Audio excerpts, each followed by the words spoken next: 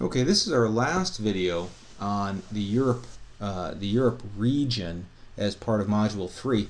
And again, what I want to focus on a little bit, I ended the last video talking about this idea of the Schengen state, the European Union, the Euro. And as we look at this last map, I talked briefly about think about the chronology of membership. And if you look at our chronology of membership, the core, in a sense, came first. We add the UK and the periphery of the West. We then add Southern Europe, and then lastly we add Eastern Europe.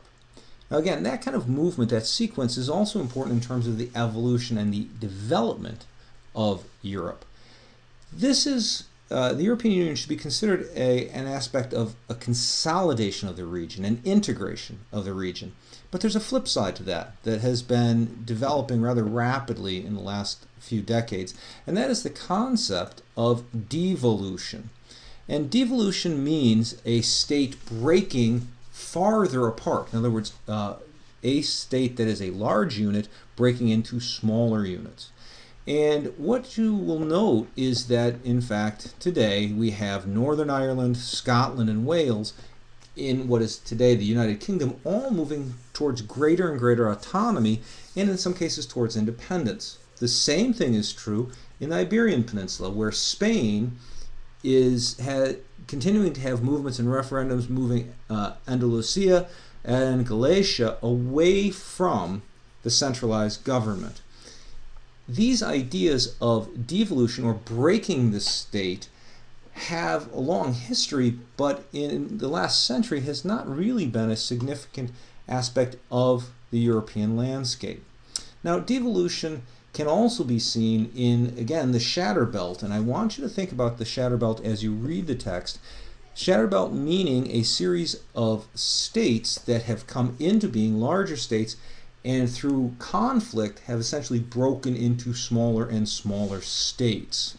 And so the Shatter Belt, if we look at the region, represents this transformation of empire through the First and Second World War, and then much, much later into the evolution during the Yugoslavian, the post-Soviet era, the devolution of the states in Yugoslavia into smaller and smaller units. And so if you look at this map, very important figure, and think about kind of the terms that you may have learned in history, we have the Austrian Empire, the Ottoman Empire, and Prussia. And if you look at that map, that develops into a series of states during the early 20th century, and what we see then is Czechoslovakia, Hungary, Austria, and Yugoslavia.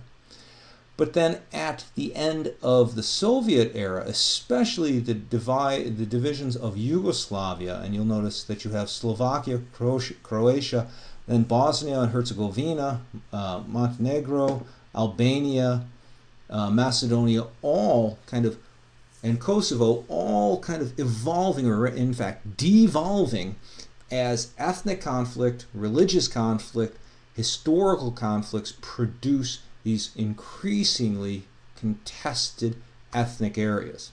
And to a large part, the devolution of states in the Shatter Belt are along ethnic identity lines. And so if we were to go back and look at the languages of the region, what you would see is that these fine divisions of languages within a language family are strongly present on this Shatter Belt map.